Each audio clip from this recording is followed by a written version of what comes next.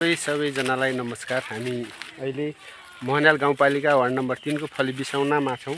हामी आज यो एउटा छुट्टै टाइपको प्रोग्राम लिएर आएका छौँ, जुन हो यो तपाईहरुले देखिसक्नु भएको छ।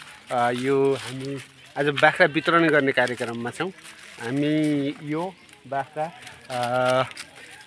फली बिसाउनामा रहेको मोहनाल गाउँपालिका वार्ड नम्बर 3 फली बिसाउनामा रहेको त्रिवेणी महिला समूहलाई दिनेछौँ।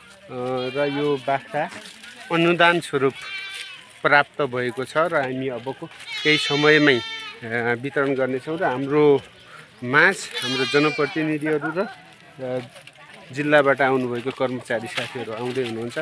उहाँहरू सबैजनालाई राखेर हामीले यो बाख्रा वितरण गर्नेछौँ। अनि चाहिँ सबैले हाम्रो यो च्यानललाई सबैजनासँग पुग्ने गरेर सबैजनाले सब्स्क्राइब गरिदिनु होला, लाइक गरिदिनु होला र यो कार्य कस्तो छ सबैले कमेन्ट पनि गरिदिनु होला। धन्यवाद।